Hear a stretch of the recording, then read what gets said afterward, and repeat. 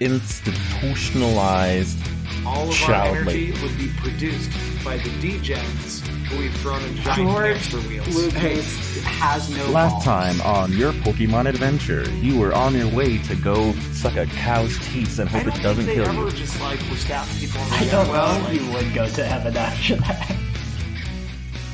Hello, welcome to Last Three Brain Cells. My name's Lucas. I'm here with Jeremiah. Hey, what's up? Cool. And Sammy. Where's my beer? I'm here. Damn it. I don't know where it's at. Yeah, I think I should go grab it. It's calling my name. Well, if you have a second, you can run over there while I explain what we're doing today. What are we doing He's going to today? bring us down. He's going to bring us down to the last two brain cells. Yeah. I don't know if mine's functioning. We might already be down to one. You know, 3 was a crowd anyways. Yeah, bit crowded. So today, just as for a pilot, I have a nice list of 69 questions, the ideal number. Nice. Nice. It was 71, and then I killed 2 questions to make sure we had the best number. How And dare I've got a random number generator here, 1 through 69, and so we can just go through some of these Nice. questions. I know Jeremiah and Sammy don't really know each other that well. Yeah, no, not except for the preliminary discussion that we had about this series. This shall be a good time indeed, yes. It was a good time indeed. So this is a good chance for all of our collective 3 brain cells to connect and form our little electronic circuit thingamabob. Now, I do want to know, with those 2 questions, how did you, when you killed him, was it like behind the shed? Was it like in the library with the candlestick? Like, I want some more deets on that. Okay, so I took each of them to the library. Thought it was the To the study. place of joy. Yeah, no, that's an important distinction. Was it the library or the study? Because a lot of people mess that up. No, I took them to the library. I took them to a nice, quiet study room. I gave them some good pets, rubbed their heads, and then I put a 9mm in. That's oddly specific. Wait, you... Why are you so... Oh, yeah, that's a... You know that people survive that, right? That sounds pretty That's- intimate. I double tapped. Oh my gosh. Wow. Pretty intimate. Okay, the biggest problem was cleaning up the study room afterwards, because libraries are supposed to be quiet, and I can't afford silencers, so... Hey, just as a point of fact, 9mm probably wouldn't leave you with a very big mess. Like, if you want a big mess, you gotta go with the 45. I'll make sure to do that. I'm gonna I'll just take this... find an assault rifle. I'm gonna take this opportunity to be like, yeah, this is supposed to be an entertaining podcast, and this got real dark real sudden. So, trigger warning, I guess. All right, well, I'll try to keep it PG from here on out. Try not to go so dark there. Hey, one of the 2 questions I took out had pegging in it, so the one now- promise and- I can make is this is a peg-free podcast. Wow. And yet it still made it on to the show. And I was over here saying, oh, I'll keep it PG-13X, and you did that for me, so. All right. Glad we all have reached an understanding. Let's go ahead and get this.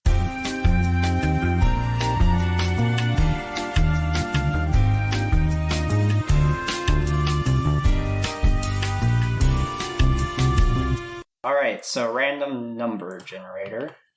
Number 9. Lamest place you've ever been and why? Ooh. Lucas, college comes to mind. That place where we met so long ago. Yeah, a lot of bugs on TU campus. Okay, wait, TU. Like, I'm sorry, where did you guys go? University of Tulsa. Okay, but, like, it's boring because of the, like, lame because of the bugs, or lame because it was, like, college? It's like a small university, so not as much going on, not as big of sports as like like for example, KU. Okay. Yeah. Pretty easy to have, suffer from existentialist crises and extreme boredom and nihilistic purviews of life. But yeah, it was still a college experience. While I did get that, the campus is very pretty, so a lot of late night walks, considering the universe and the end of everything. Yeah. And when he says the campus is really beautiful, he's talking about the architecture, not the people. Oh, well, I mean, you did say it was like in the middle of the country, and that tends to be a little less, I don't know, it just is. Just is. I used to live out in California, and my friend told me when I moved back, he's like, "You're gonna notice now." Like, what am I gonna notice? You're gonna notice everybody's got an additional like 70 pounds in the Midwest. I'm like, there's no way. And the day I got back to the Midwest, we went to the Omaha Henry Dorley Zoo, and I called him, and I'm like, "You were right." It's just like a weird thing. Okay, where's the lamest place I've ever been? Man. I'm trying to think. It's probably McCook, Nebraska. What? And if you've got to be like, where's McCook? Like, exactly. Like, most people don't even go to Nebraska. And then you've got like everything on the eastern side. It's like Omaha. There's Lincoln, which is where the University of Nebraska is. And then it gets to like more Nebraska things. It's like, where's Grand Island? When you get to that part of Nebraska in the middle, it's like, you don't even say where you're from. You say how far away you live from Grand Island. And then the last bastion is Kearney. Kearney's where the last like university is on I-80. And then everything else is just going to Colorado. So McCook is in the Panhandle. So it's not in Colorado. So it's just kind of like... Interesting. To be fair, I don't think even after listening to you talk just now, I would be able to name a single place in Nebraska. Omaha.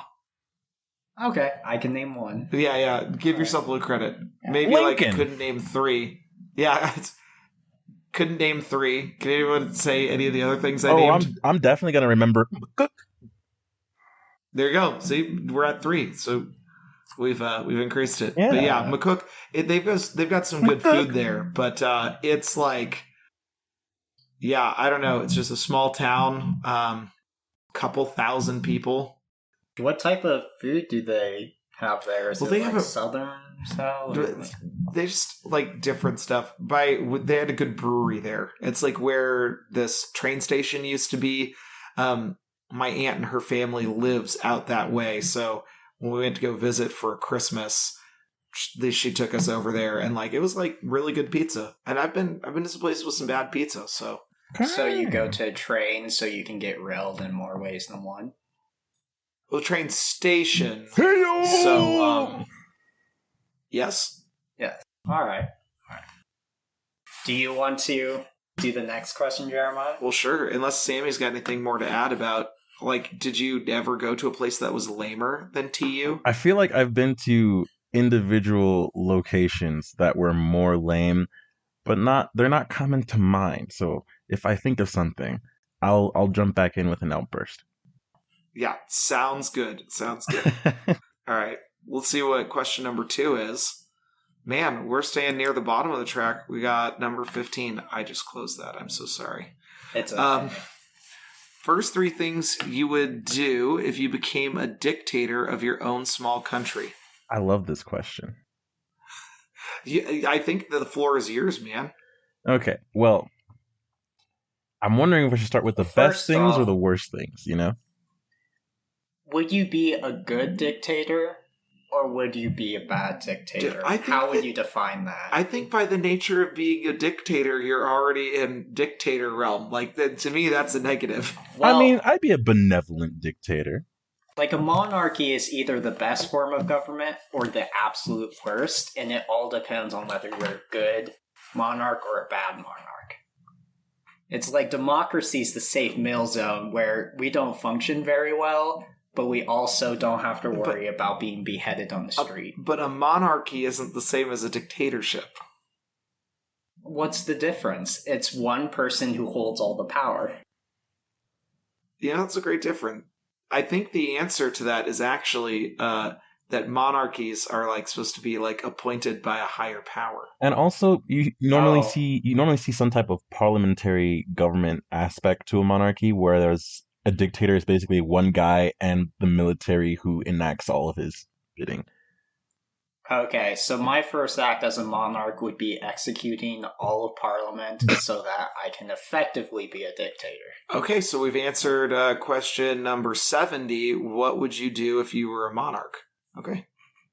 Cool. Man, 2 versus 1 Wow, so stone. much forethought. That's why I took it to the library. And Okay, Sammy, so you have clearly already thought about this. I have thought about this. So as a totally non-crazy person, I think there are 3 things I would do that would go on some order of absolute craziness. So I think the craziest thing I would do is have some sort of institutionalized child labor. Now, hear me out. It wouldn't necessarily be child labor, but like... Well, hold on. Wait, you're starting off with it wouldn't necessarily be. Because, okay, here's... They wouldn't necessarily be harmed in the process. So here's the thing. We don't know that. It would only be... very safe. It would be institutionalized. Diapers at every station. So no. The earliest you could go would be like, say, late elementary school, early middle school, when you're like, you're 9 years old, you can take directions, and for the most part, you're in charge of your faculties, right? Barring people who, for one reason or another, really could not do this type of work. It'd just be simple and safe, like assembly line jobs. Like, hey, you just teach the kids, hey, put these 2 Legos together and then put them back on the line, right? Some stuff like that. Maybe some product testing stuff. Where it's like, hey, kids, today we're going to try out a new toy, right? Nothing too crazy, right? Something for maybe an hour, maybe 2 different shifts, right? There would be a recess area and like food breaks, right? There would be a whole like session where you talk to like a therapist, and people can actually check in and see how the kids are doing, right? Never in like a dangerous scenario where there's like pinch points or like stuff like that, right?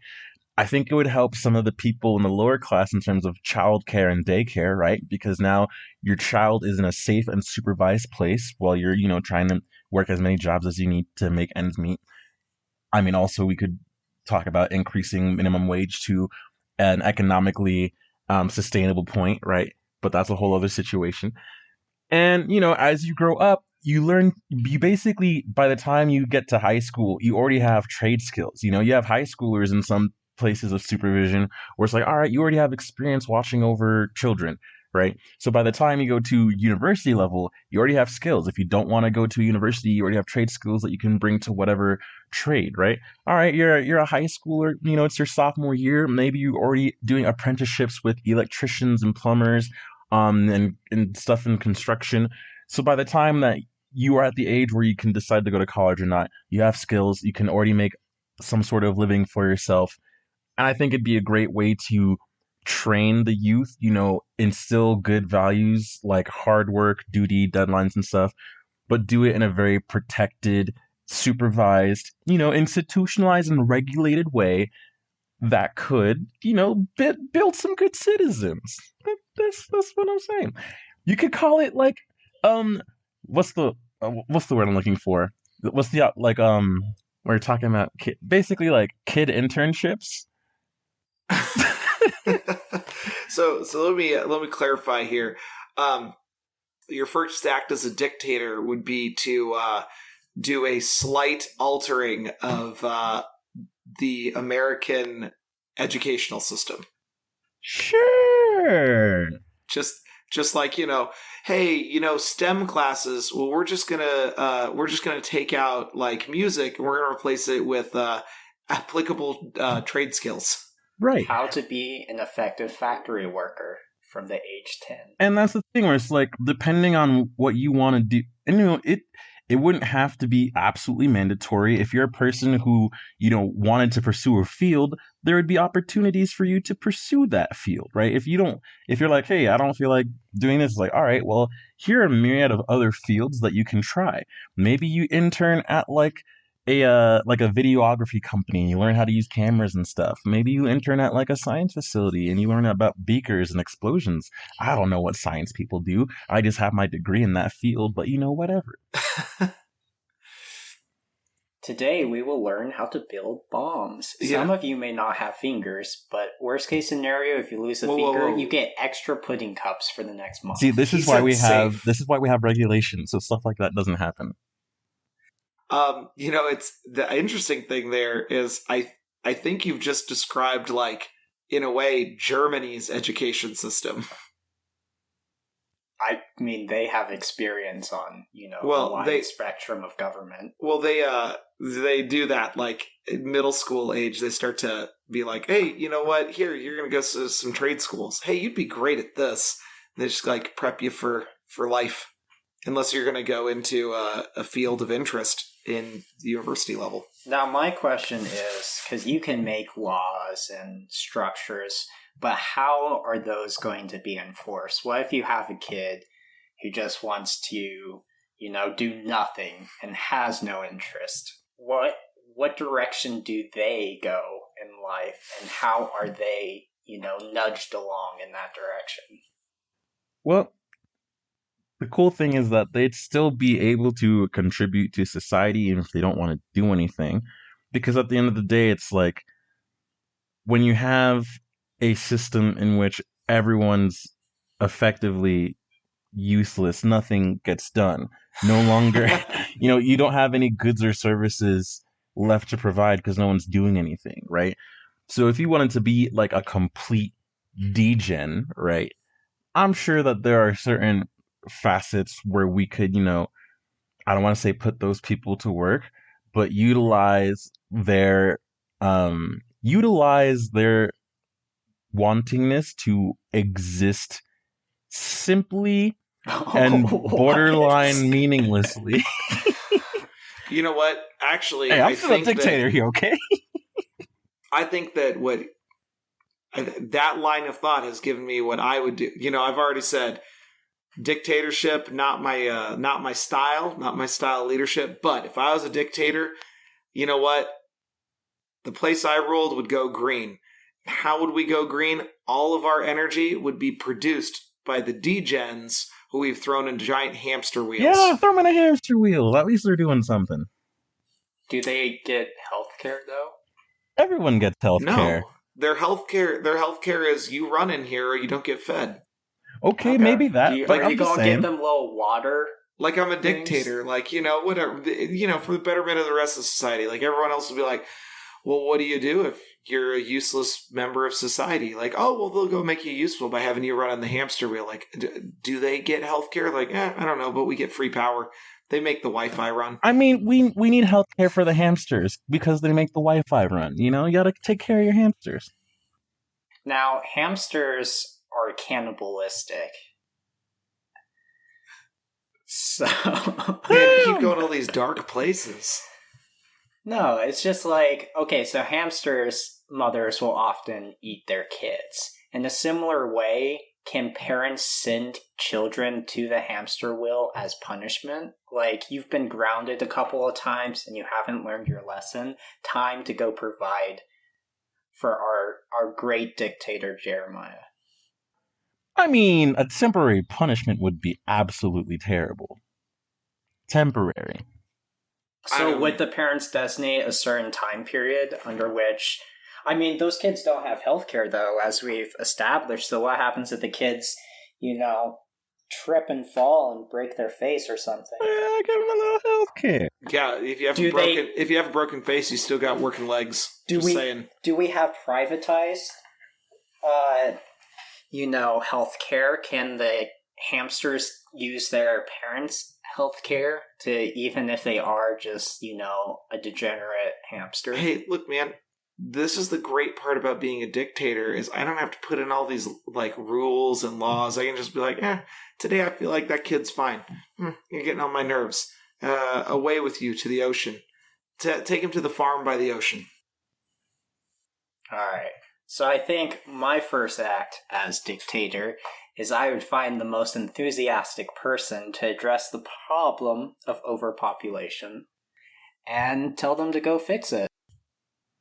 But what if they develop a conscience that prevents them from making hard decisions?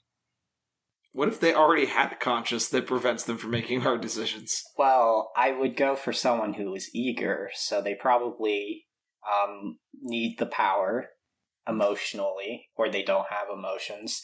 And if they fail me, I'm a dictator. I can just, send them to the library and get a new one.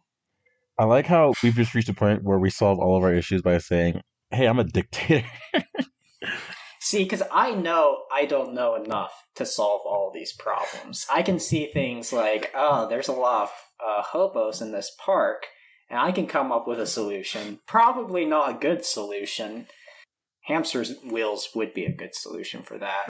But it'd be easier if I just find people who know more and lack the consciousness that I might have to solve all the problems for me. I would have my small council, like in Game of Thrones. They would all have their different delegations. And if they make me unhappy, well, I'm the king. I can just... The library will become a very... It's like you either know what you need to in order to do your job, or you're gone, You send people to the library to learn things. I think Sammy made the best point that now we're just solving our problems. Like, hey, I'm the dictator. I get to do what I want. That's I think we've fallen into the trap of modern dictators. Like, just I can do what I want. Like, whatever. I'd also put most of the money into my military, because you gotta have a strong peacekeeping force in order to make sure that your citizens are happy and obedient. And that your hamster wheels are running. If the hamster wheels stop, then so does the whole society, and everything falls apart. And then I don't get to play God anymore, and I don't like that. We've risen up. We've risen up from man to monarch to God. I would love this for us. I would be the Jesus of that society. Oh my! Except instead of promoting good things like peace, I would promote obedience. I would promote fitness, though. That's what hamster wheels do. Obesity would not exist because no one would have enough food to become obese, except me. So one obese person would exist. I don't think it's physically possible for me to be obese.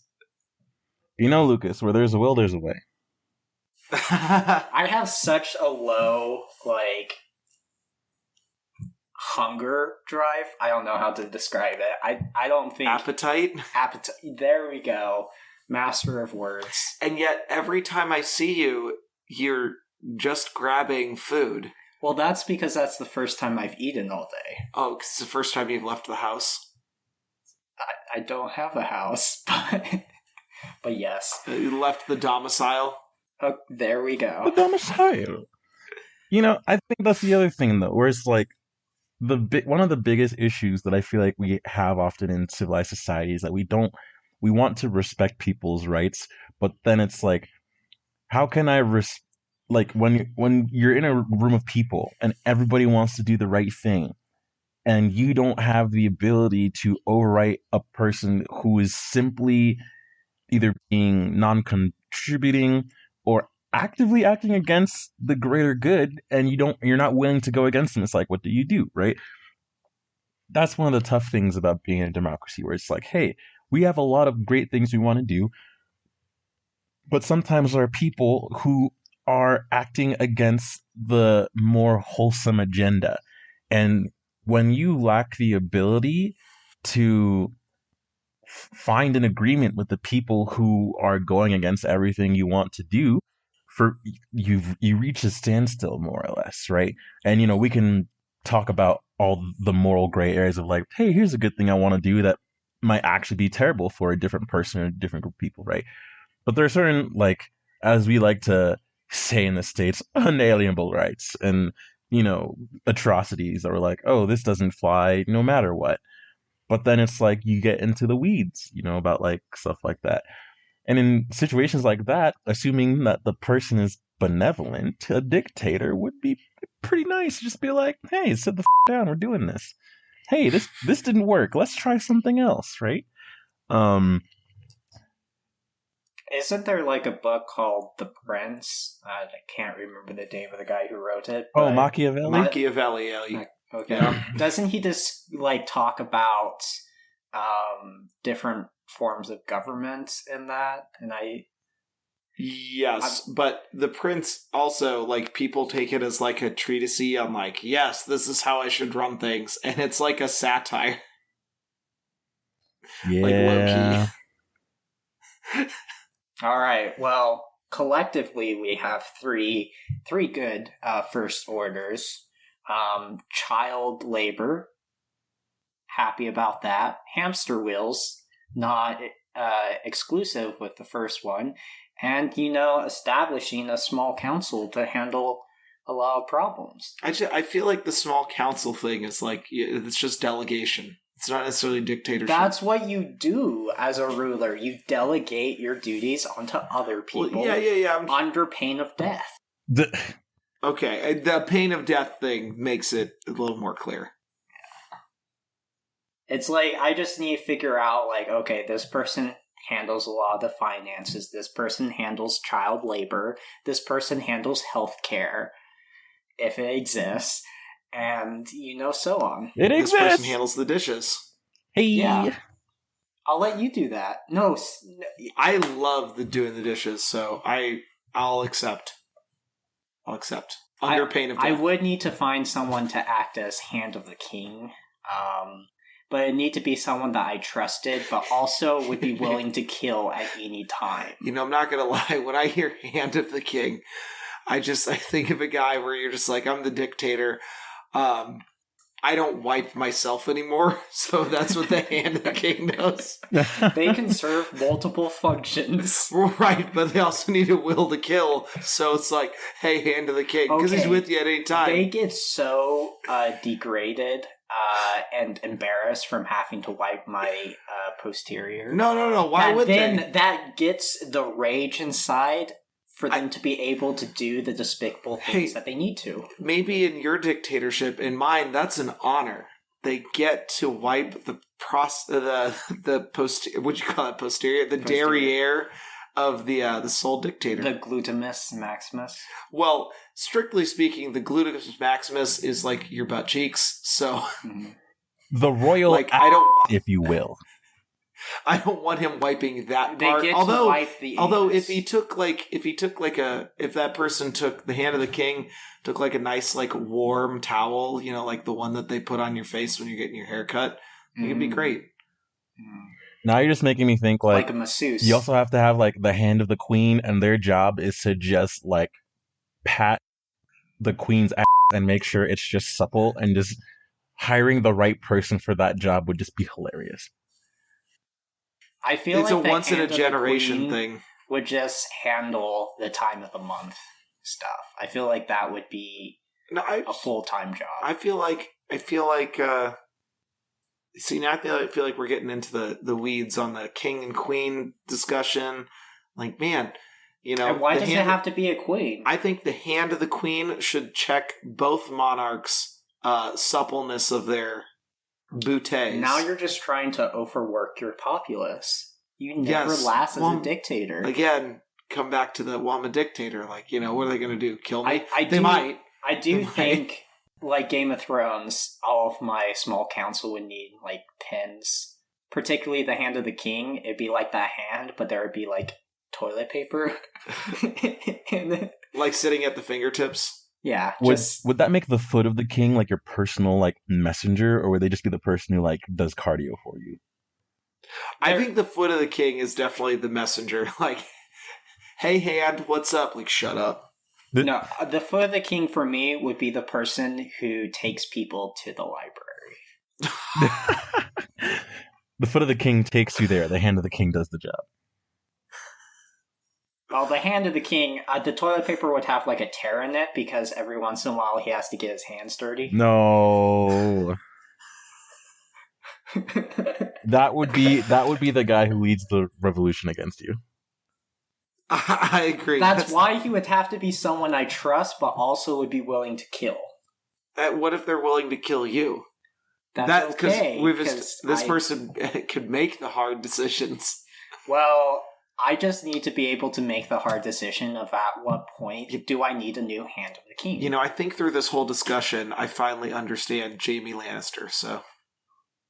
I mean, spoiler, he does... Spoiler for a TV show and book series that has been out for like 10 years. I've never finished that show. I Are you don't know serious? if I will. What is wrong with you? No, I'm still, like, halfway through season 7. You're I'm a not monster. gonna lie, I only got through season 3, and then I was like, I'm good. And people were like, you want to come over and watch the Game of Thrones party? I'm like, I'm good. You're all gotta monsters. finish through season 4. The end of season 4 is my favorite part about Game of the Thrones.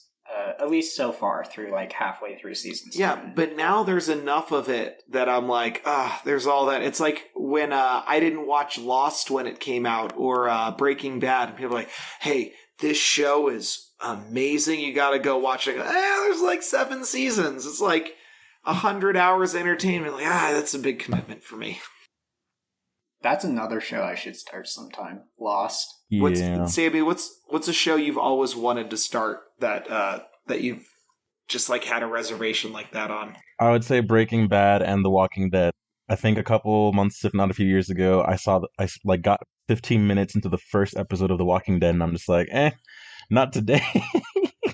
Yeah, you're like, wow, I got like 30 more minutes. Like, I gotta go to work. I gotta go clean the dishes. Yeah, I gotta go do like the rest of my life.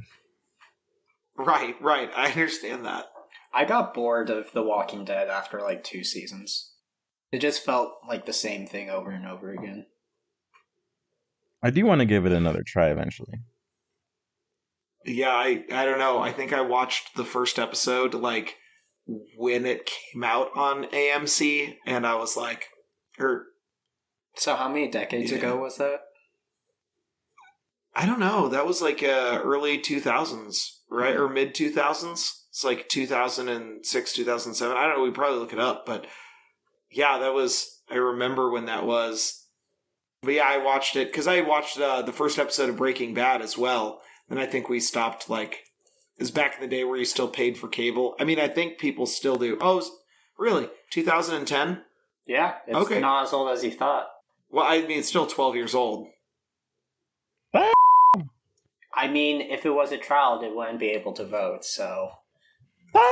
By the definition of it being a child, I think that's... It would be young enough, it'd still be cute, and that would almost make up for how annoying they are. One more time for the people in the back.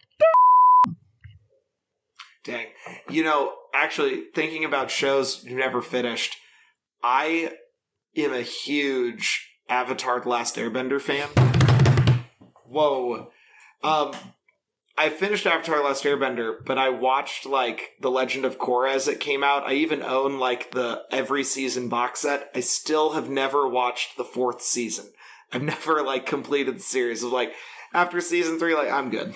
Not sure how much you're missing out on there, bud. See, and that's what I've heard. Like, I've heard that repeatedly. So, like, when me and my girlfriend were watching the series, because she had never watched both series all the way through, so we sat down and watched them both. I was like, we got to get at least through the end of season 3. She's like, are we going to watch 4? And I'm like, let's see when we get there. And once we got through the end of season 3, she's like, yeah, you know what? I think I'm good. I'm like, yeah, I'm good too. I have very strong feelings about the 2nd season of Legend of Korra. Well, yeah, I mean... It's not good, in my opinion. I mean, you got anything to tack on there, Sammy? I'd be hard pressed. I think for what it was still entertaining. Did I absolutely need to see it? A few scenes were absolutely worth it. The ending was very controversial, and I'm on the side of that it wasn't as great as it could have been. I think it's still worth the watch, at least to finish it out. But if you had better things to do, I can't tell you to sit down and do it. Right. When was the last time you guys, like, watched it through? Like, Oh, it's been years. Years. I never finished the 4th season either. I So, watched it when it came out. I finished it when it around like within a couple months of it being done. So like I was around for the whole Twitter outrage and all that. See, and I even missed that because I missed the whole 2nd season and then watched it like when the 3rd season was coming out. But we, at the start of COVID, when we were like locked up, that's when we watched the series. So like it's still pretty fresh in my mind.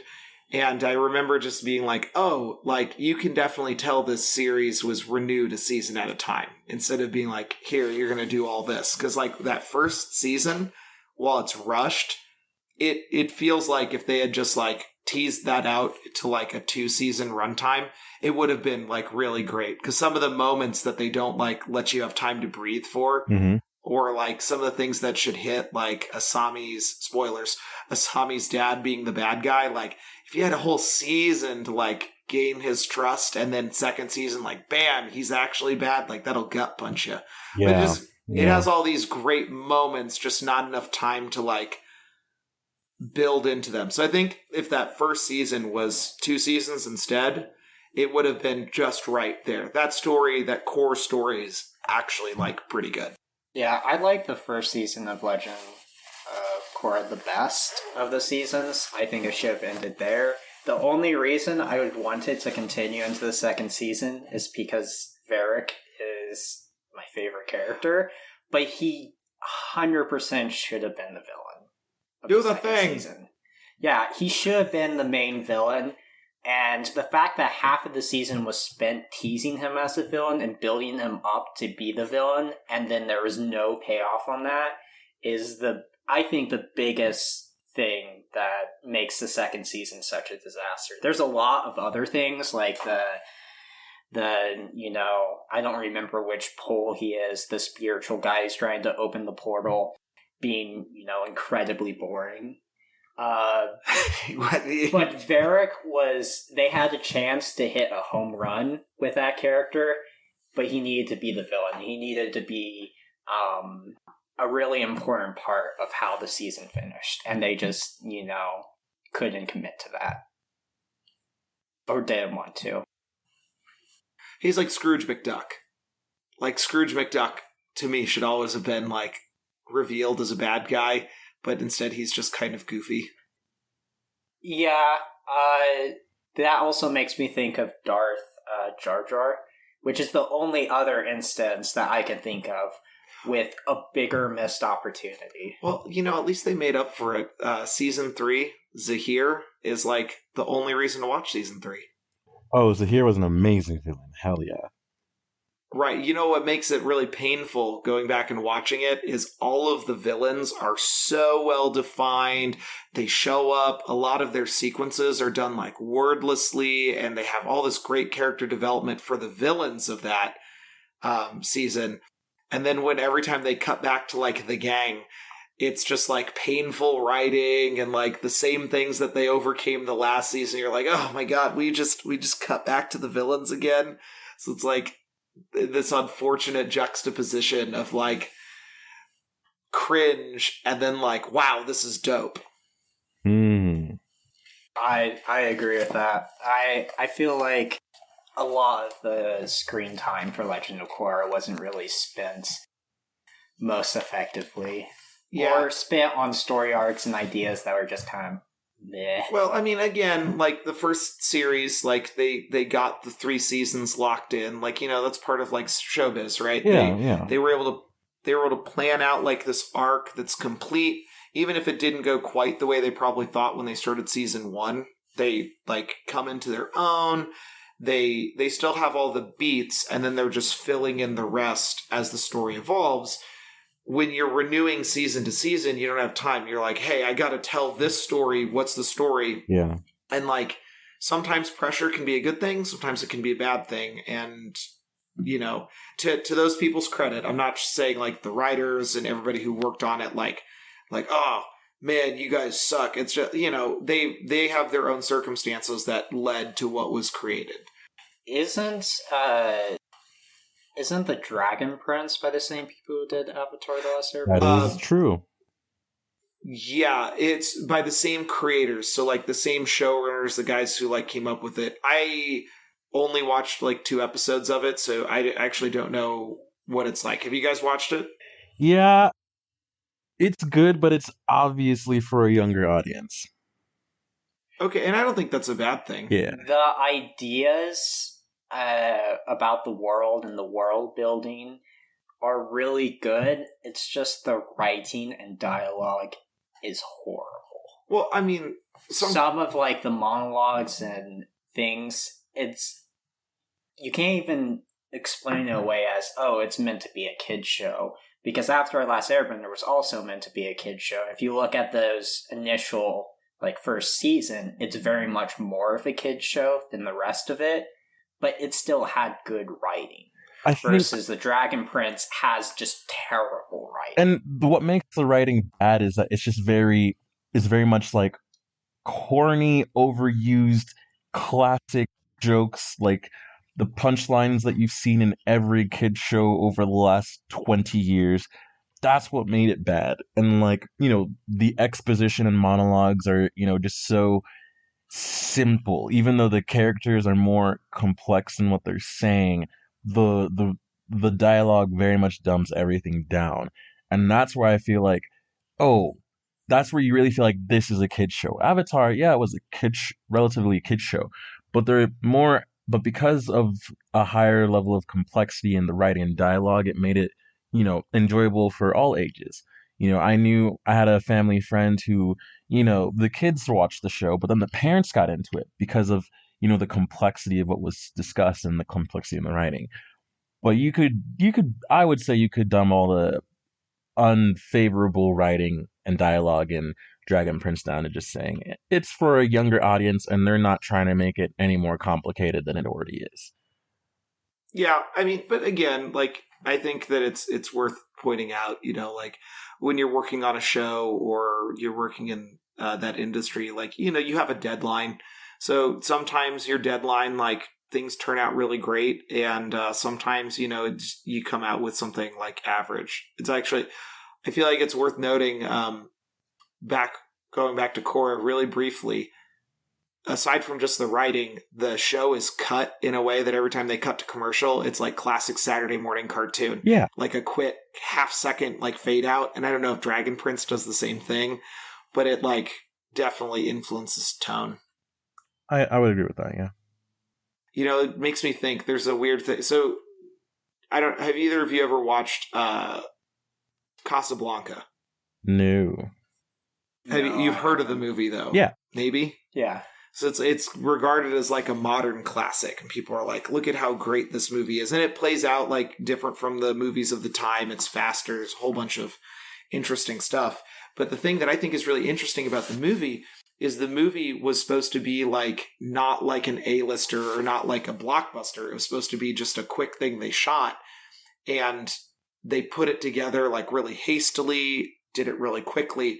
And they weren't like, hey, we've made the best piece of media ever, or one that's going to be regarded, like, greatly for 100 years. They just made the movie, and they're like, well, it's out. And then just, like, all of the right things fell into place. Like, the editor who worked on it, the lighting director, like, and all the individual pieces ended up just gelling, right? And I think sometimes you just get that with a piece of media. Like, sometimes we're, like, working towards greatness. Not that nobody's not trying to work towards greatness, but, like, sometimes you just have all of these, like, odd factors that just play in, and you get, like, a really great piece of media.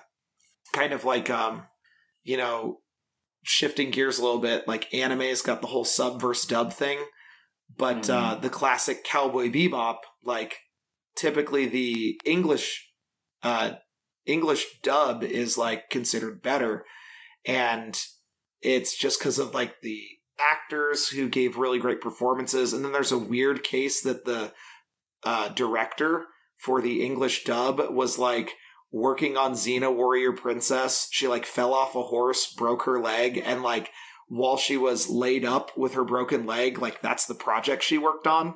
So it's like she didn't have anything else to do. She, couldn't get around, so she could just like pour into her work as something she could like go out on. So, there's like a whole bunch of like weird factors that in these stories behind the story, Yeah, definitely. Speaking of sub versus dub, I think it's I usually prefer subtitles just because I like listening to it in the way that is originally intended to be viewed. But it really depends because there's a lot of really terrible dubs, and there's some shows with really great dubs. Shall we move on to another question? We kind of went on the show tune rants. Sure. Hey, that's the idea of these questions, though. Sometimes they inspire the show tune rant. Indeed. I didn't even get into Darth Jar Jar. That's one of the things that never happened that I'm really upset about. You know Yeah, what? we can skip over that. George Lucas has no balls, So- and that's why he didn't commit to Darth Jar Jar. You know what? I think that's a great Topic thing for for us another to day. return to another day. Yeah. All right. I've got a little like running notepad, and Sammy can't see it. I'll have to send him a picture later, but I've got this really pretty, like your grandmother would write her addresses in, like notebook here, Mhm. because it's the only not filled notebook that wasn't dedicated that I had in the house. So it's going in the notes of the things to go for later. One is going to be an episode called George Lucas Has No Balls. Yeah, Let's see. I think you're gonna have he does not have balls. Again. And I'll get into that another day. It's like how I hate Tom Bombadil and Twilight, but those are stories for another day. Yeah, funny thing about that is, because I'm not going to go into it, but when we were doing our preliminary, we ended up like having a question about Tom Bombadil, and Sammy, I think you were the one who was like, "Who's that?" And Lucas and I just ranted for like 25 minutes. That is completely accurate. So anyway, the next question 25. Who was your favorite starter in Pokemon? Oh boy, let me tell you. Let me tell you something. Let me tell you something right now. Ain't nobody gonna convince me that you could get any better than my brother Totodile. Totodile, bro. Alligator on all fours, punch you in the face. Let's go. See, I've almost never played Pokemon. The only Pokemon I've played is the Pokemon Go to the polls. You've been shortchanged of a lifetime, my friend. So I don't even know Pokemon names. I don't think Pikachu's one of the starter Pokemon. Nope. Because he's one of the only ones I know. I think Pikachu gets in on a technicality with Pokemon Yellow. Very, very strict technicality. I guess. Yeah. Yeah, it's one of those things where you'd also have to like region cap this question because it's like, oh, who's the best starter in Gen 1? Gen 1 and Gen 2. Everything, Gen 5 and before, because we don't really care about anything after that. Like, it's a loaded question. Well, I know that for me, I only played... Actually, it's weird. Like, in the last year, I finally played Pokemon Emerald. Like, I played Red and Blue, and I was Red, my brother was Blue. Like, Pokemon ended up being the perfect game for us as kids, because we actually could play them together, but have slightly different games. I hadn't even gone to Gen 3 until this last year. I will agree Totodile's cool. I'm a Cyndaquil fan from that game, however. I'm a fire starter at heart. But, That's kind of hot. I think for Get me, part of the Pokemon debate for starter, it's like, well, hey, too, are you just talking about the starter strictly, or are you talking about its evolution chain? That's a good point. Starter Totodile, like, that's a pretty good one. Totodile's a good I do all-around starter, like first and final form. Right. I really like Cyndaquil, like, as its cute form, and it's fine as it evolves. It just doesn't get any different, really. I'm a real fan of Emerald, though. Torchic, like, once it turns to Blaziken, like, there's something about, like, a Taekwondo, like, fire Flaming Pokemon chicken. that's really cool. Dog, like, the chicken cooks itself. What more do you need? You know what? I never thought about that. A self-cooking chicken. Like, you're totally right. Yeah, that Torchic, it's like a one-biter. The Torchic, in terms of eating food, is probably like the marshmallow experiment straight out. Like, hey, do you want to eat this one marshmallow, this one Torchic, this one bite right now? Or do you want to wait for it to evolve into its second form where it's got those sweet drumsticks? What's great about this, because I can see Lucas's face, is he has no idea what these Pokemon look like. So he's just hearing us talk about, the sweet drumsticks. Like, he's like, what are you talking about? All I know is that one of them looks like a chicken that's on fire, apparently. That is Torchic. That's what I've gathered. I also know from listening to something else that there is a Pokemon with boobs called Castform. It doesn't have... No, it's a cloud, dude. It's a cloud, dude. They're cloud boobs. They might not be substantial, but aren't they? Nope, they're not. It's just a cloud. No. It's a really interesting Pokemon anyway, in that it is, indeed. It changes, like, its typing based on the weather. Like, yeah, and you can change that in a battle. So it's like a prostitute saying whatever you want, babe. No. No, there's like some strict rules. It's like somebody who's like, no kissing, heavy petting's okay. I don't know. It's like there's some strict rules. Yeah, involved. It's like no kissing on a Wednesday, no hand stuff if the sun's out, kind of deal.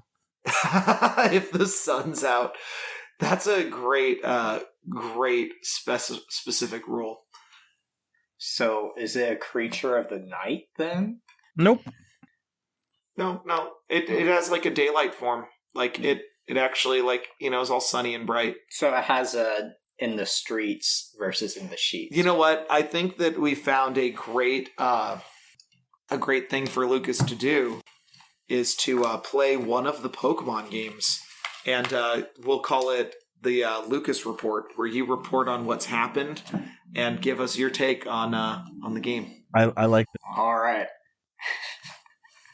Because I legitimately don't know anything about Pokemon. Yeah, I know you throw balls at creatures and then you make them fight each other to the faint, which I guess is so that you don't have to say we killed these things.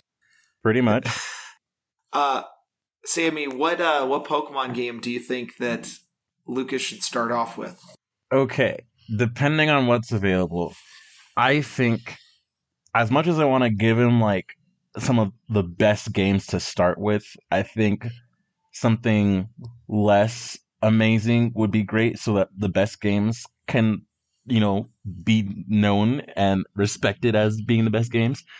So I would say a solid place to start would be Ruby, Sapphire, Emerald, and then from there, Diamond, Pearl, Platinum, and then from there, maybe we start looking at probably Gen 5, and then swing back around to Heart Gold, Soul Silver. You know what? I've heard that Heart Gold, Soul Silver is actually a wonderful game. Yeah. I forever have loved just the straight up Gold and Silver, but apparently in the community, like everyone agrees, it's like the worst game. Yeah, it's really interesting in that way.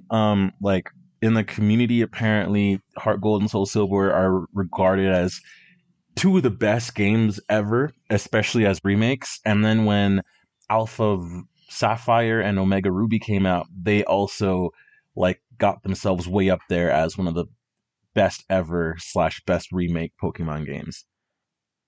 Yeah. Well, I mean, some of the remakes make sense. Like, as well as playing Pokemon Emerald, I played the Gen 3 return to Gen 1 of Fire Red and Leaf Green. Yeah. And like, you know what? Some of the quality of life updates were really great. Amazing. The one quality of life update I hated, but I'm sure some people loved, was when you boot up the game and it gives you a recap of your adventure. Yeah, that was pretty annoying. I just want to... That was pretty But annoying. you know what? That's good for some people though, like especially people who If you haven't picked up the game in a long time, that's really nice. Well, it felt geared towards like a younger audience, like in the way that like, hey, you're in an RPG, here's what your objectives are. Like, so remind you every time, like, hey, don't forget, here's your objective list, buddy. Yeah. Last time on your Pokemon adventure, you were on your way to go suck a cow's teats and hope it doesn't kill you. Wow, are we really going to talk about Whitney's Miltank? Yeah, we're going to talk about how Whitney had absolutely nothing, and all the thictitude and attractiveness went into the monster she sent out to destroy your team. Wait, whoa. Lucas, you're just going to have to play it. We're just going to have to play the game, man. On board. I am a little curious now. So, like, don't look it up on the internet. You just got to play it. Okay. Yeah, I think I agree. I think because as somebody who jumped into Pokemon Emerald, I think that I didn't know that the gym leaders are a little harder, a little more difficult. That jumping into like Omega or jumping into Ruby or Sapphire would be the way to go for Lucas. Mm-hmm. Okay, but this might be the only Pokemon game I play, so I wouldn't hold back on we don't want to give you the best yet. Because well, the thing about Sapphire and Ruby that make them so good is that they're great. Like they explain everything to you, but they don't like hold your hand too much. Yeah, definitely. They're just like an interesting region. Like it's after all the Pokemon games I've played, being only Gen 1, 2, and 3, it's probably the best starting place. I would have to agree. All right, I'll have to get started on that. I feel like we should pull up really quick, like just pictures of all the best starter Pokemon to come back to this question, and just have you look at them and just eyeball it and be like, I like that one. Yeah, we have to give him all the first forms first for him to pick, and then we have to give him all the final forms for him to pick. So before, after seeing the second form. Mm-hmm. Yeah, here. So let's answer this while we're pulling this up. Is Sammy, what's your favorite final evolution like? Favorite final? I think in my head I'm trying to do process of elimination of which ones look absolutely stupid and then which ones I felt were absolutely useless. Like it's really easy to look at Gen 1 because Charizard's a classic. But final form, I'm still rocking hard with Feraligatr, but if that's off the table, since I already brought him up, I would have to say, I have a special spot for Blaziken and Sceptile just because of my childhood. But I think off of design, I really like Empoleon. He just looks like a royal dick who's a penguin. But he's also got the power to back it up. Okay.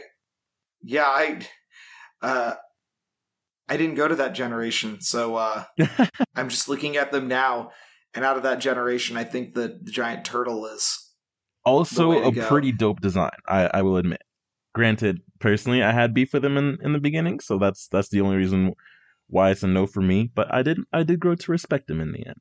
There's some character development there. Oh my gosh, I'm going to show my ignorance here. I didn't know that Greninja was the final evolution of a starter. Yeah, Greninja was, I honestly feel like he was like the de facto winner of that starter group, just because personally, all the other starters in that group felt like trash. I wasn't a huge fan of Greninja in the beginning, but then I played that game and I'm like, all right, I got some respect for Greninja. But yeah, he's like the only starter that didn't look like garbage in that generation, if you ask me. I feel like the grass one started off with some promise, and then it just someone took a shit and flushed him down the toilet, and he crawled back out to get shit on again. Well, his final evolution is spiky, looks cool. So right now I've got pulled up the best I could find, which was an image that has each starter to final evolution. So it's got starter, intermediate, final for each generation and each typing, like for Lucas to look at. Mm-hmm. Now it is like the shiny version of all of them, so Oh no! you know, I hope color isn't like a big thing for you. But the starters are all of the little ones on the left, and they go through each one. I think I've picked out my favorite. Okay, point to it. The mole things. Okay, so I just think the final evolution looks funny. So what they don't have, that's hilarious. So he's pointed out Cyndaquil, but the image that I have doesn't have the fire coming out of him, so they do just look like moles. That's fair. This guy, Cyndaquil, usually has got like flames shooting out of his back. This one's got like a fire mane. So, but yeah, they do look like moles. That's hilarious. See, when you put it like that, I might have to take that back. When you put it like that, he kind of sounds like the type of creature that Mario would just curb stomp on his way to go save Peach. Absolutely, like that is a really accurate description. See, the problem is I don't think there's a single one where I like all three. Well, yeah, that's the idea. So you're not trying to pick all three, you're just trying to pick, hey, this one is the best on the far left, and then in the back, this one's the best. So it's like starter and then final.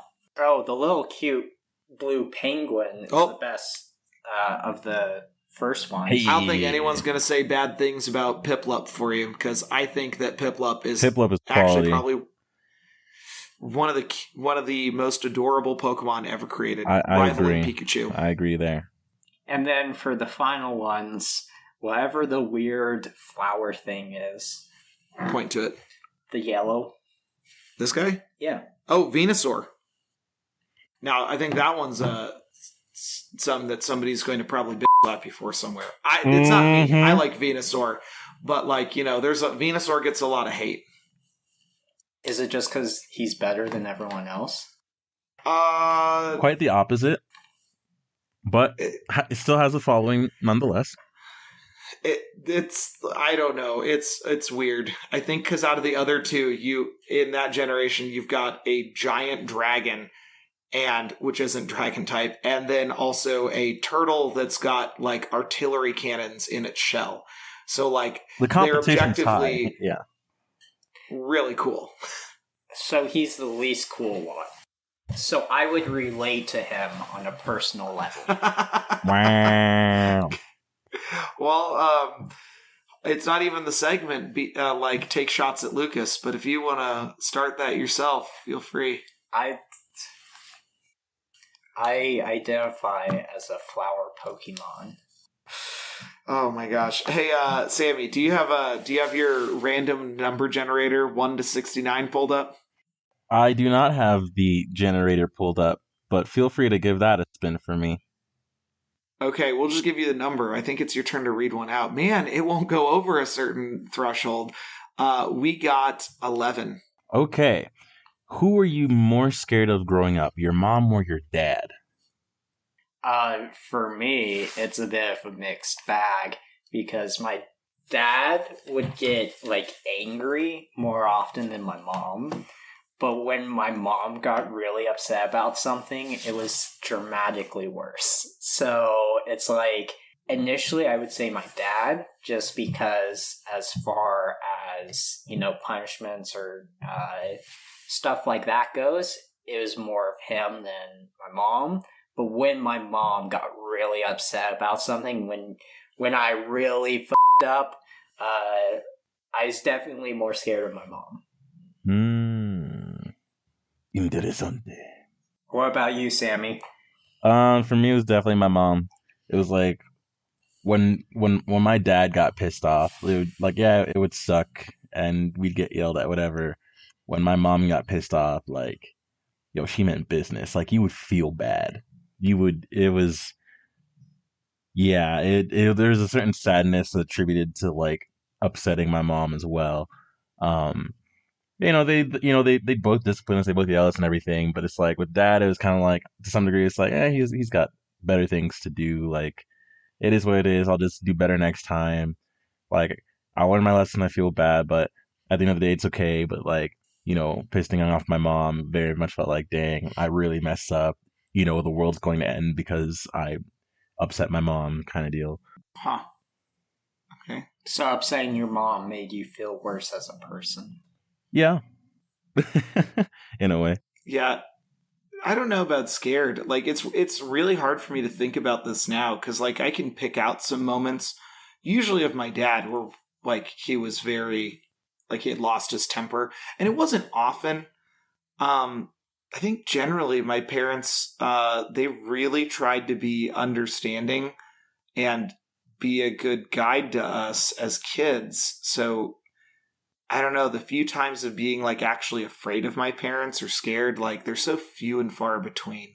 It'd be my dad, but again, I don't know, my parents just weren't like that. And while they're both flawed individuals, as we all are, they have their own flaws.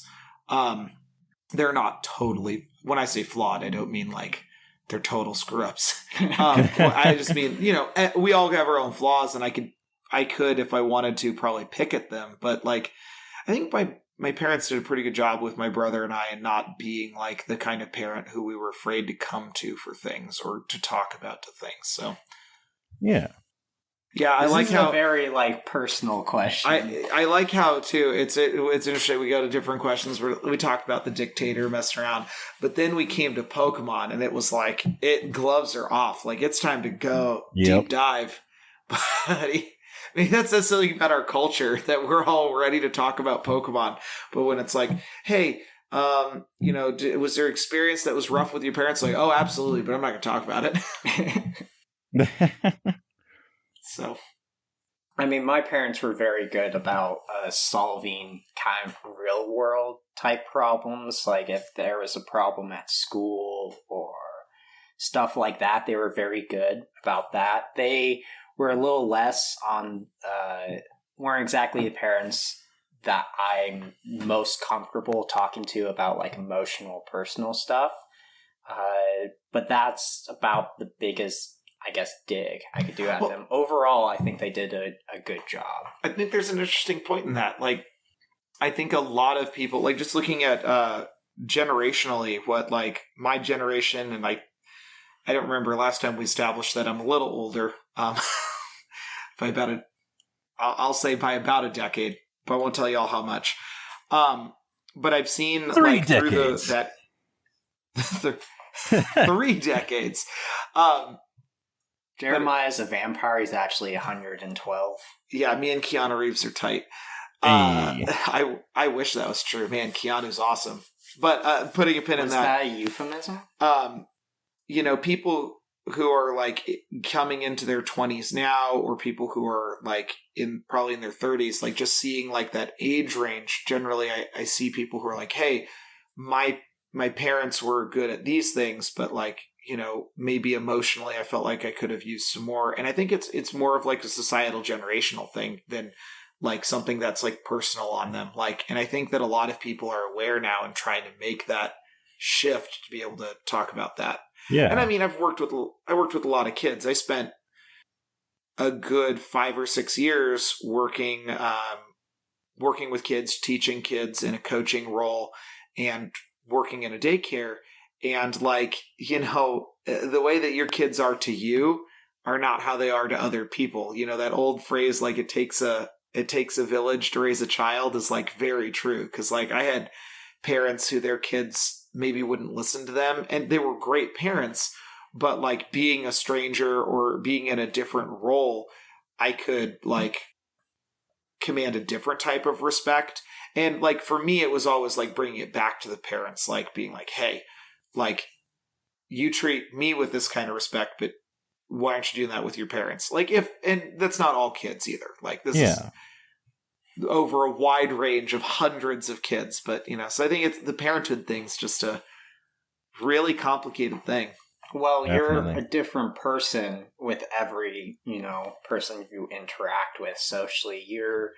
You put on a different, I guess, persona when you're talking with your parents or your boss or just hanging out with your friends. Yeah, well, I think a lot of people are. I think it's something that actually is maybe something a lot of people struggle with. There's definitely like, you're drawn to people who are authentic in all like forms of their life, you know, like people who are consistent, like no matter what venue you're in. So I think that's a really interesting just thought. But yeah, that's why I don't know how everybody else feels about it, even in this room versus anybody listening, but like that's why whenever I see kids like giving their parents a hard time at a grocery store, like sometimes I'll jump in and be like, yo, why are you giving your mom such a hard time? Like, she's like carting you around, trying to get you fed, and all you doing is giving her trouble. And it's great to see kids who just like stop and are like, a stranger's telling this to me. Like, what do other people notice? And, you get a varying reaction from parents, but generally I've had positive where they're like, hey, see, look, everybody else sees you're being a little crap right now. And like, I think this is the type of behavior that would, very easily be remedied by just the slightest bit of institutionalized labor, because you learn things like respect in the workplace. You're not wrong. I like that. Bring it full circle. Full circle. Democracy. And if they don't shape up, into the hamster wheel. If they still don't shape up, it's time for them to get some knowledge and go to the library. Okay, maybe not kids. Hey. Kids have a chance. In this instance, the library is not a kill zone. It's PvP is not enabled. See, Sure. all I'm thinking of is like a kid in school, like, all right, Johnny, you messed up. So while all the other kids go to the computer lab to play computer games, you're going to run the hamster wheel and let them play. So how do you like that? It's just like... They get to play Bloons Tower Defense. You get to pretend to be a balloon. And then, like, a kid just stops running on the hamster wheel. I don't want to do this anymore. And then there's just, like, some person in, like, BDSM gear with a whip, just a gimp mask and everything. Like, go! Whoa, man, we're back to No, it's like dark. Squid Game. You put Oculus Rift or some other, headset thing on, and so they think they're playing as one of the monkeys in Bloons Tower Defense. What they don't realize is the tract is a real thing, and there's, the bad kids are coming down the track. I think that defeats the purpose of punishment. Hey, let me just pretend like your punishment is actually good. Like, nah, let's be straight with it. I want them to be in a room that smells like an old boxing gym, and they're just like staring at like a wall where like the paint is peeling. No, the room would smell like flowers and other pleasant things, because it's a reward for the kids who are good. And the kids who are bad, they'll never forget that. They'll do anything. Are we talking about the room with the hamster wheel or a different room? Like, the room with the guy who's... The hamster wheel who's cosplaying as the gimp? Power the virtual headsets to allow the good kids... So it's like 3 stages. If you're a really good kid, you got all A's and you didn't beat up the cripples, you get to go and play Bloons Tower Defense in real life. If you're a bad kid, but also didn't beat up the cripples, you get to go to the hamster wheel. If you beat up the cripples or other undesirables of society, damn, that's not nice, you're a balloon now. You have an inflated ego like a balloon. It's time to let the pressure out. Okay. So, moral of the story is, don't let Lucas become a dictator. I would pretty be much a great dictator. Well, it's to myself. It's funny because I think we've presented some simple solutions, and then you're like, hey, I see that, but let me engineer it a little better, and it feels very over-engineered. It's like when you're like looking through a house and like, or a fix, and like all somebody would need to do is use some like gaff tape or duct tape, and instead you're like, hey, I know what to do, and you see this like crazy contraption made of paper clips and glue, and you're like, wow, that works. So we spent a lot of time on this. Well, think about it. Let's say you're dead, hypothetically. Uh-oh, I think he's becoming the dictator. And you were not a good person. You made fun of Jill, and that's not nice, and little Jimmy, the cripple. And so you've gone to the bad place. You're in hell now. I like to imagine that hell is just full of Rube Goldberg machines of suffering. Because with so many centuries down there, I have to imagine the devil's just got more and more complicated in how... I mean, for the first, few centuries, yeah, you stab him in the dick, and that's their eternal punishment. But after a while, you get bored of stabbing dicks, and so you're like, alright, this marble's going to roll down this path, knock into this block, it's going to swing a crane around with a bowling ball on it, and that's going to hit you in the dick. One more time for the people in the back. Disclaimer here, Sammy, I'm going to need you to call me in an hour and make sure that I'm still alive. Two, I don't think they ever just, were stabbing people in the genitals. Look at all the way back to Greece, where you can see, the Hades mythos. You already have Sisyphus. You already have, people pushing boulders up impossible hill that the boulder always roll down. A guy who's always trying to drink water but never can. You already got these, sort of existential... long-term punishments that, make a lot more sense. They're a lot more, nagging over the centuries. Yeah, but that was before, the Industrial Revolution and, complicated machinery. I feel like once that was introduced into the world, the devil would be like, oh, I like that. No, I'm agreeing with really you. Fancy. I'm agreeing with you there. You don't like the idea of being stabbed in the dick? My argument is I think that's probably was never really on the table. I feel like back in caveman days, that's about all he would be able to think of. What? All right, Sammy. This you is were why a there's bad three of us caveman. Here. What is the? You drew naughty pictures on the wall in blood or ink. Sammy, or something. how sophisticated do you think the caveman devil is? I don't think I have the wherewithal to really put myself in these shoes, fam. I feel like even a stab in the dick is, in a different realm of torture than rolling a boulder up a hill up and down, What punishment do you think would correlate to getting stabbed in the dick for eternity versus,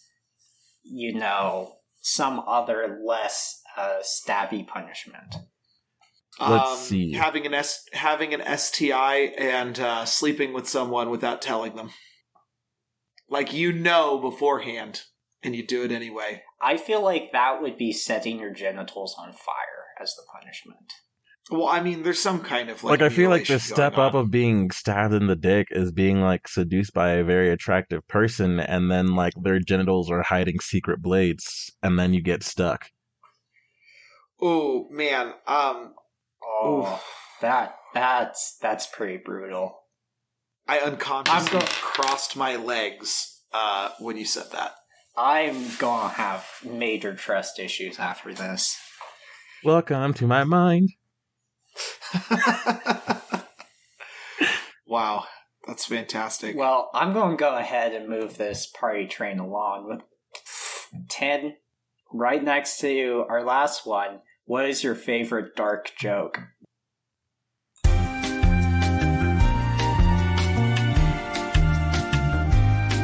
Man, that one hurts me more than the baby one, I think.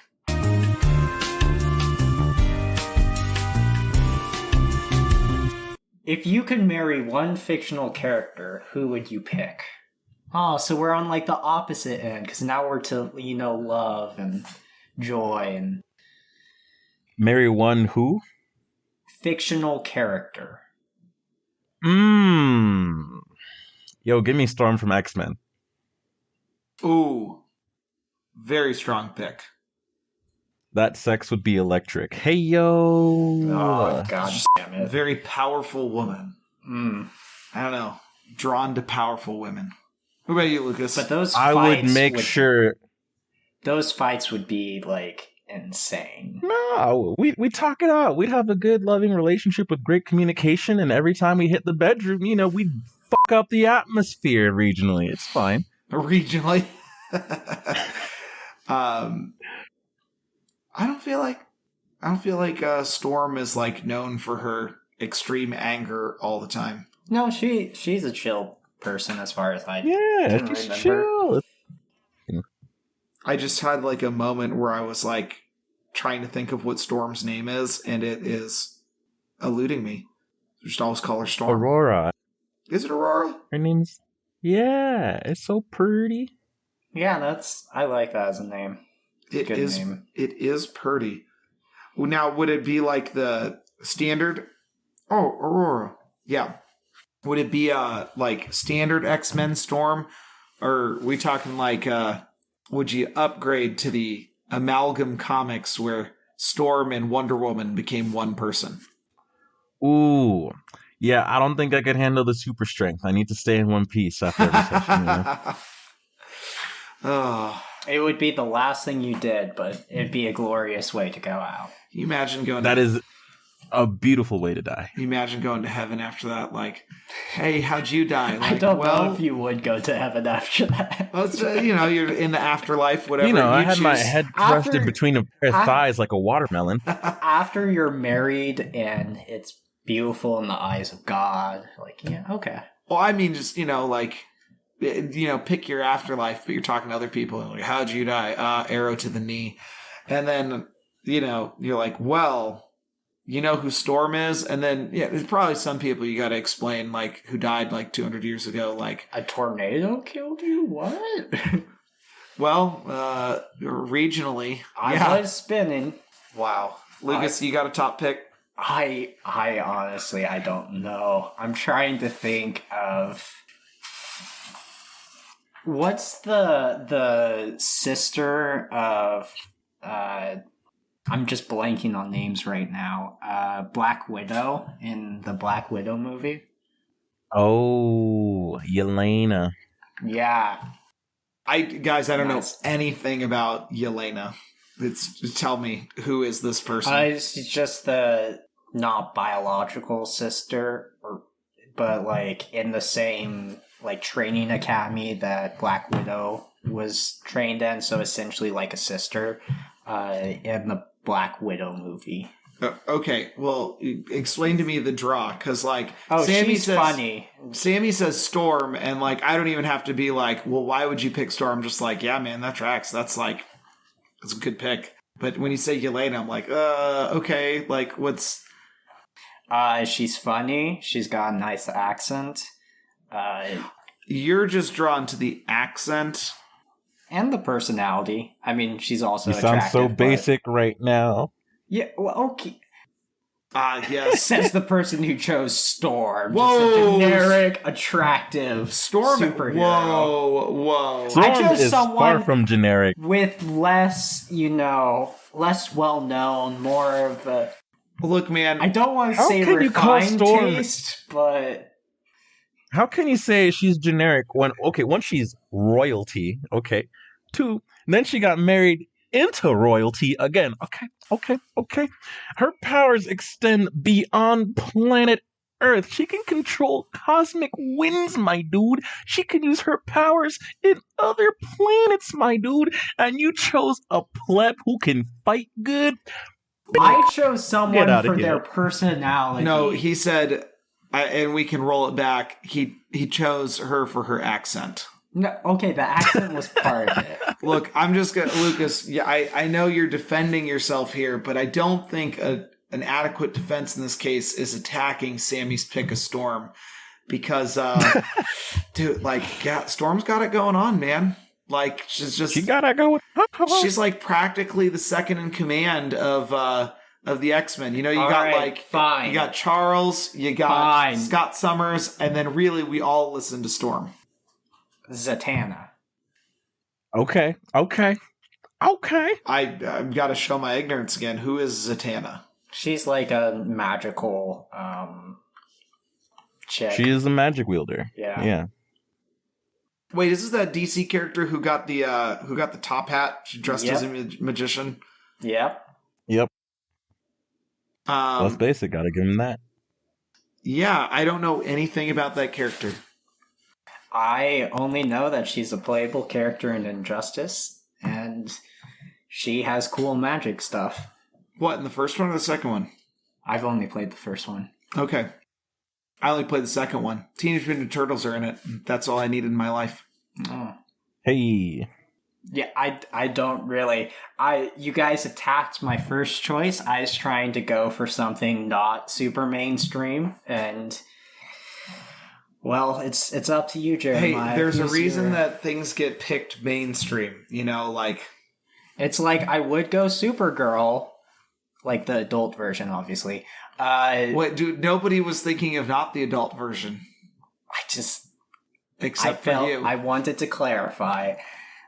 Okay, if we're talking versions, give me that Halle Berry version of Storm. All right, that's icing on the cake. Man, that's getting even better, man.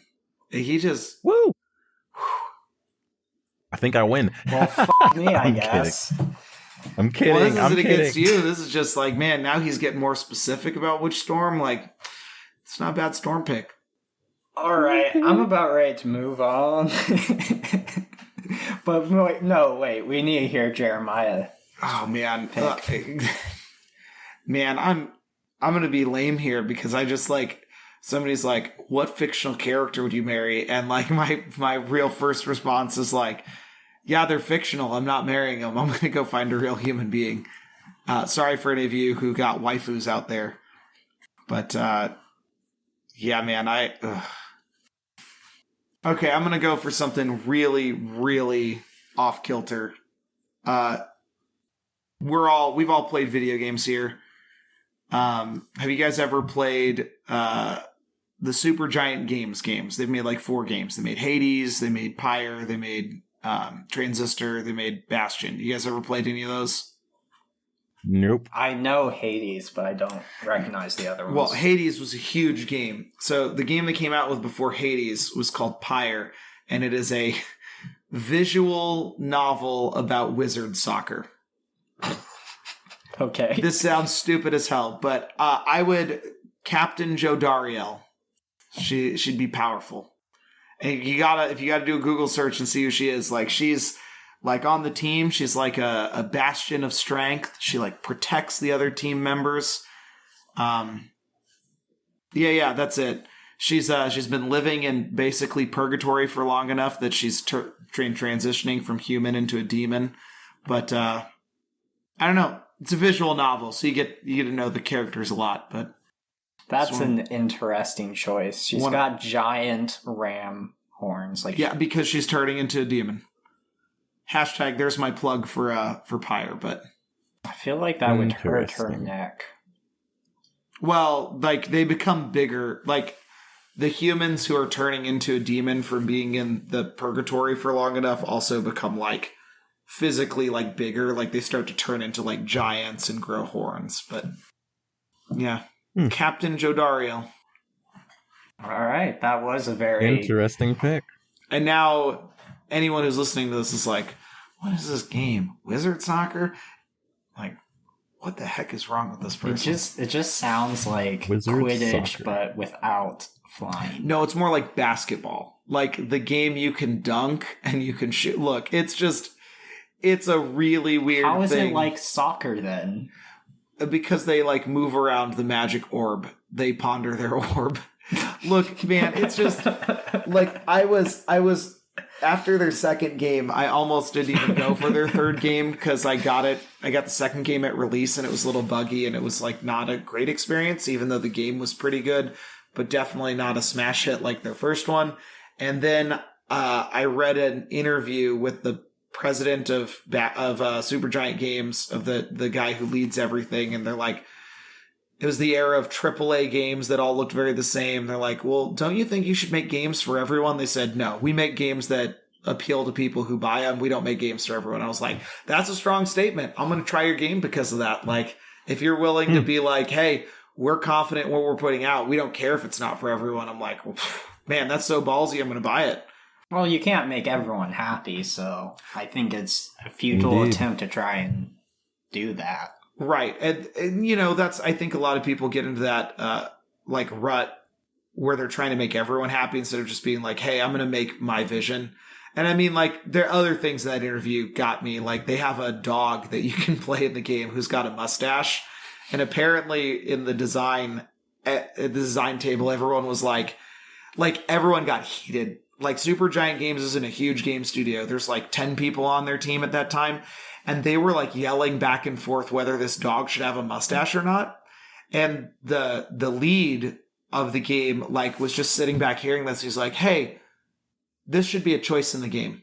Like it doesn't have any bearing on the gameplay. It doesn't have any bearing on like the story. But the dog asks you, his name's Rookie. He's like, hey, do you like my mustache? And he lets the players decide whether he's going to have a mustache or not. But the cool thing about that choice is if you say, no, I don't like that mustache is never coming back. Like, it's never like, oh, should I bring it back? It's like you've made a choice and there's a finality to it, which is a really cool part of the game. And that's why he's in charge, is because he can make those calls. Well, yeah, and there's a whole bunch of interesting stuff about that game. Like, if you lose in the game, like, you don't ever lose. Like, it just is a complete narrative. And he told a story about his daughter, because they put a reset feature in the game, so if you lost, you could replay it to, like, make the game come out how you wanted. And at the end of the game, she's playing against the final, like, boss. And the basic premise is all these characters are they're competing to get out of purgatory. And so she had planned out her whole, like, story on, hey, here's who I'm going to free. Here's these characters who I like, and here's the order I'm going to free them in. And she replayed that last match like 30 or 40 times because she wanted her character to go home. And finally, she tells her dad, the lead of the studio, like, hey, I finally won. And he's like, oh, who'd you send home? Did you finally send your character? And she's like, I sent home the villain. And he was like, why would you do that? You played the game 30 or 40 times. Like, you kept refreshing to beat him. Why did you do that? And she said, I felt that he had earned it. And by me replaying it, I had cheated him of going home. So I sent him home. I think that's a really powerful thing. Like that interview and that line right there sold me on buying that game. Because I'm like, if you can unintentionally create such a powerful choice in like a 12-year-old kid to like think about that, like it's worth a shot. So, sorry, I got off on a real tangent. No, that's sounds really dope. I wonder what the repercussions of sending the villain home would be. He's not like, you'd have to play the game. I don't want to do a big spoiler, but he's like, he becomes the villain because he was denied like his way of going home. And like, it's just, the game is narratively really good. Supergiant Games, their games have like real narratives that aren't just like, oh, here's the thing. Like they're like involved stories, kind of like Avatar: The Last Airbender. Like if any game studio has consistently produced games that are of really good quality with story, music, it's been Supergiant. That's why they've like in 12 years, 14 years, they've produced like 4 games, but they're all quality over quantity. Yeah. Well, and they say like each game that they make, that might be the end of their studio. Like, so I don't know. Living on the edge. So I think we've been recording for about an hour and a half. You guys want to call it here, or? Man, I think it's time. Yeah, first time. I think so. Like, clip that audio and let's see if it came out. Let's see what we end up with. Yeah. All right, and killing it in 3, 2, 1.